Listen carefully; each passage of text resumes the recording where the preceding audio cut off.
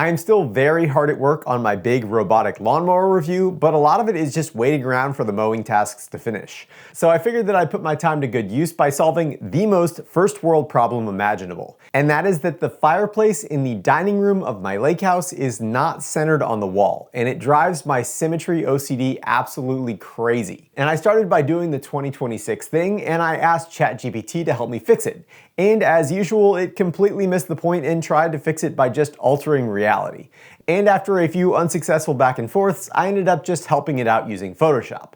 But once that built-in bookshelf was in place, ChatGPT actually did a great job helping me decide on the placement and color of the mantle, and more importantly, I absolutely fell in love with the warm white accent lighting on the fireplace. So I set out to try to basically copy the exact ChatGPT render as closely as possible. And I started out by building a simple bookshelf out of plywood, and of course it didn't fit because of the irregular stone on the fireplace, so I cut 3/4 of an inch off the bottom to get it into place, and guess what? Now it's 3/4 of an inch too short. But we'll deal with that later. The back of the shelf also didn't come anywhere close to flush with the fireplace, so I marked it with a cheap scribing tool off of Amazon, and I cut out the rough shape with a jigsaw. And overall, I'm gonna give myself a C- on this job because even though it more or less matches the stone, it still has a pretty big gap in between the shelf and the wall. But again, that sounds like a problem for future me. So I went ahead and leveled the shelf and screwed it into the stud on the side wall before moving on to the mantle.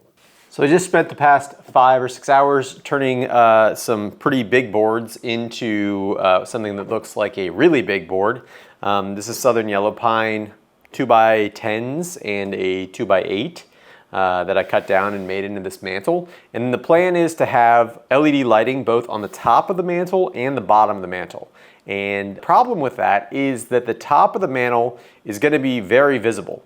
So as you walk in the front door at the lake, this is going to be directly in your line of sight. And a while back I did a review of LED diffuser channels, and I've got these black ones here left over that once I think this is stained to a darker color, I think the black diffuser channel is going to disappear nicely.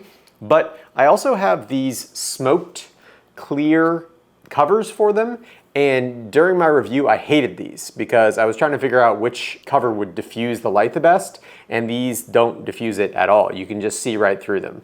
But what I'm hoping I can do is I'm hoping that I can install the LED strip on the side of this channel pointing backwards and have it still provide a little bit of upward light.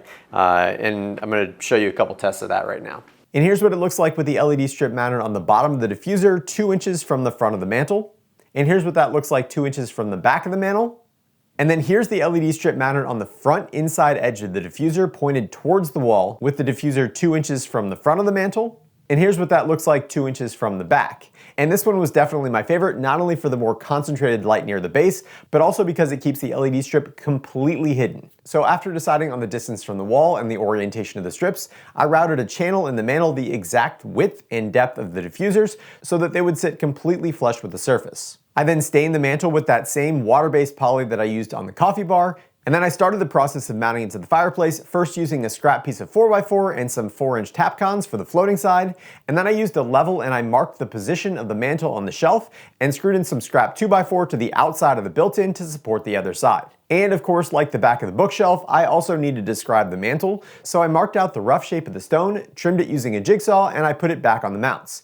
And like the shelf, I thought this was about a C- effort, but good enough, so I went ahead and screwed it in, putting the mounting screws inside the routed channel for the LED diffuser so they wouldn't be visible at all. Next, I put face framing on all the cabinets so I could start installing the LEDs, and I ran the mantle LED wires down through the inside of the mantle and behind the cabinet, and then I soldered the wires for those while they were in place. And for the shelves, I installed the strips on the inside of the face framing, pointing backwards towards the wall, and I ran the wires down the back of the shelves, attaching them to the upper corner with hot glue to keep them out of sight. For the LED controller on this project, I'm using a Zigbee GLED-Opto 201P, and I installed the LEDs into 3 controllable channels, one for the top of the mantle, one for the bottom, and a third for all the shelves. And to do that, all the wires got stripped, and then all the positive wires got bundled together and plugged into the V+ output on the GLED-Opto. Then I put the negative wire for the top of the mantle into the red channel, the bottom into the green channel, and I bundled all the negative wires for the shelves and I plugged them into the blue channel of the GLED-Opto controller. And as far as I know, this is the only way to get individual control of 3 channels using the 201p. And in Home Assistant, it actually gets treated like a single color light.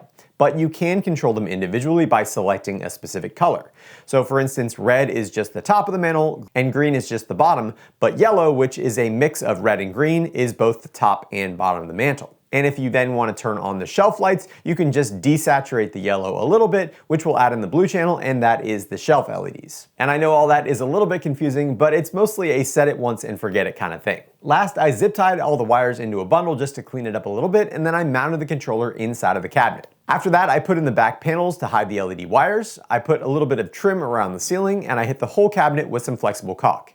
And last, I stole some decorations from around the house, and I could not be happier with the results here. And just a reminder, here's the before picture, and here's how it all turned out. During the day, the white cabinet helps to lighten up the fireplace even without the LEDs on, and adding the LED lighting to the shelves really brightens up that corner of the room that tends to look a little bit dark when the rest of the room is being flooded with natural sunlight through the sliders. The mantle LEDs really accent the color in the stone, and at night I prefer turning off the shelf lighting and leaving just the mantle LEDs, which gives the perfect moody ambiance to the entire room. And as always, inflation is a total killer here, and the total cost for this fully DIY project was way higher than I was expecting, even using construction grade lumber. And here's a breakdown of where all that money went. If you're interested in checking out the high CRI Cobb LED strips that I used or the Gled Opto controller, I do have videos on my channel testing those that I will link down below. And as always, thanks for watching the hookup.